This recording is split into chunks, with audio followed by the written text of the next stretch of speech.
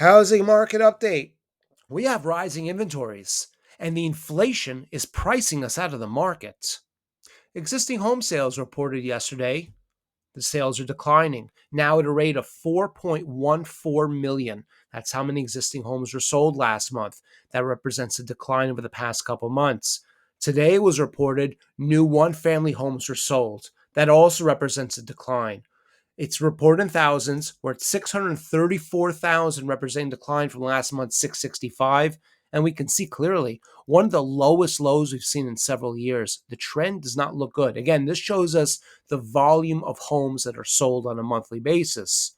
Break it down by region. These are new one-family homes. In the South, on a month-over-month basis, down 4.8%. In the Midwest, up 10%. In the West, down 7.3%. In the Northeast, down almost 21%. I know that Northeast number looks bleak, but it's actually not the most disturbing number we have here. I'll show you why.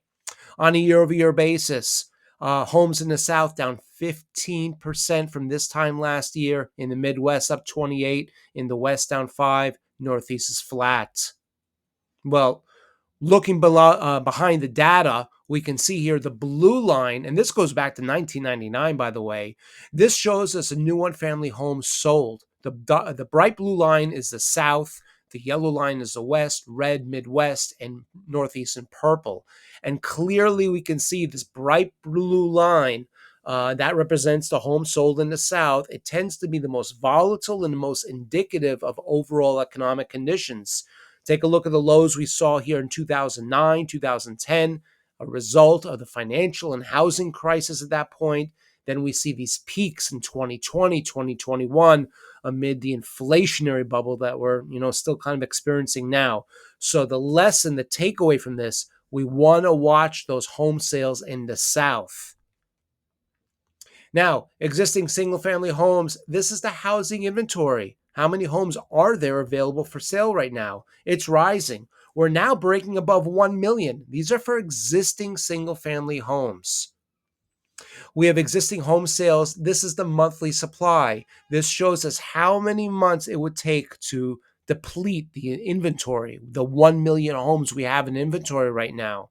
Well, we have 3.5. That shows us that we would need 3.5 at the current rate of sales in order to sell all the homes in the market.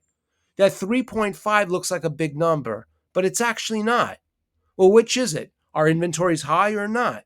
Well, both, and we'll show you why. In blue, those are existing home sales. It's the monthly supply. In red, it's the new home sales, the monthly supply. And there's a difference. Why are there so many more homes for sale on the new inventory? We have 9.1 months of inventory, meaning we have so much inventory at current rates for the new home sales in red. We would need to sell these homes for 9 consecutive months all at once to deplete the inventory. But we only have 3.5 months of existing homes. Well, this begs the question, why is there such a disparity between the monthly supply of new and existing homes? We have so many more new homes in inventory. Pause the video, think about it. The answer, the lock-in effect.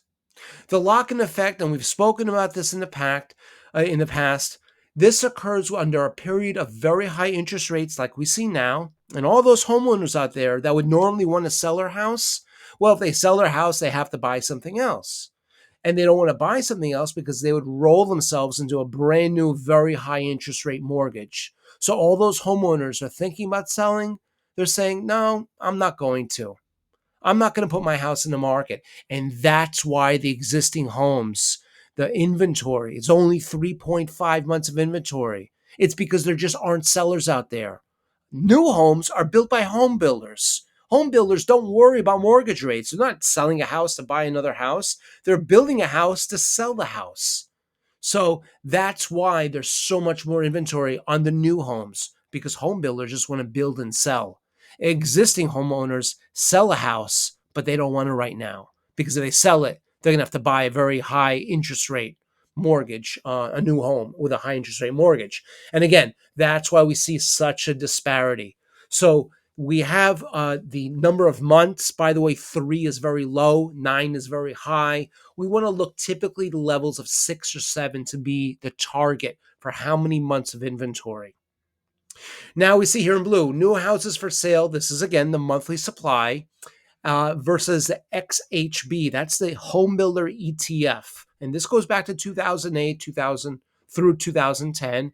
And we can see something very interesting over here. At the top, and this is around 2009, the bottom of the housing markets, we saw 12 months of inventory. That was the peak. That's because during that financial crisis, nobody wanted to buy a house at that point, and all the home builders, even though they slowed down, we had 12 months of inventory. Well, that's very high. Again, we're around 9 right now. We're not very far away from that. Now, inflation is pricing us out of the market. Take a look at blue, new houses for sale. That's the monthly supply. This goes back to 2006 through 8. The red line represents the average sales price. And you'll notice something very interesting here. During the 06-07 very strong economy, when home prices were rising, again in red, that's the average sales price, the monthly supply started to go up as well. Why was that? Because the homes became so expensive that the inventory started to pile up. We just didn't want to, we didn't want to pay all these prices, these very high prices. And eventually we know what happened. The crisis took place, and then we saw new average sales prices drop down and inventory rise even more. But it's a troubling phenomenon when we see the average sales price go up, but at the same time, the inventory is also going up. Here in blue, present date, new houses for sale. That's the monthly supply. That's the inventory. In red, average sales price. Kind of see the same phenomenon right now. We see rising sales prices. We also see rising monthly supply. So we're not at the extreme levels that we saw back in the 2007 level, but the trend is disturbing. Speaking of disturbing trends, we reported just the other day there's new consumer trends. Particularly, there's a growing disparity between retail sales for gasoline and online shopping. And the disparity is very interesting because it certainly is very telling about what's going on in the markets, what's going on in the economy, and the choices that consumers now have to make. And I think that you're going to find what we discovered here to be quite interesting.